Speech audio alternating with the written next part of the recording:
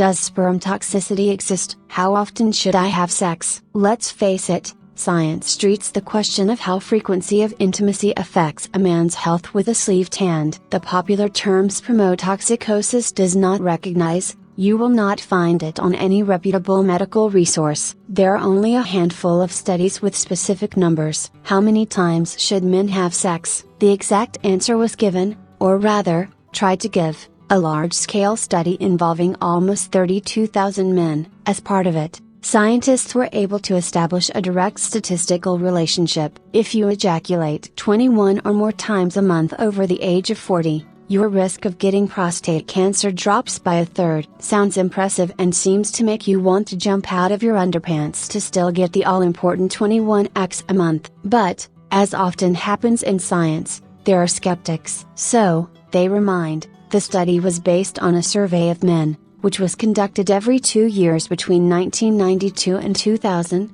as well as in 2010. Participants themselves reported how often they had sex on average every month. And then the scientists overlaid this information with the data on how many volunteers had prostate cancer. The problem is this: it is not certain whether the respondents were telling the truth about the frequency of their sex, or sometimes they were just wishful thinking. And there is no way to double check the information about 21 times a month. There are simply no other studies that have measured the frequency of truly healthy sex in specific numbers. How many times it is normal to have sex? There is no concept of normal in this context either. No manual or scientific review specifies the ideal or even optimal frequency at which a man should ejaculate, whether masturbating or with a partner. The average monthly number of ejaculations varies greatly from man to man, depending on a number of factors: age, temperament, health, marital status, stress levels. So, in fact, the only true answer to the question how many times is it normal for a man to have sex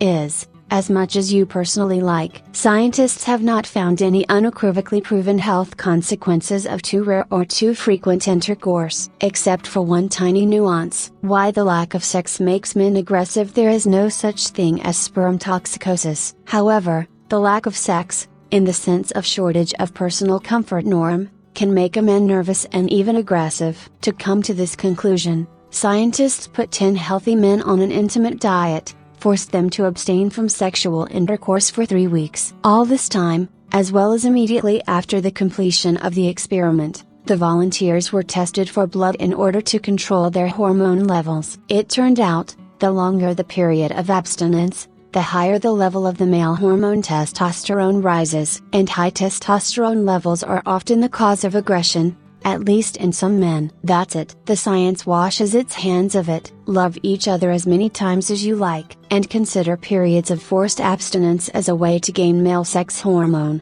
which is involved in many body processes.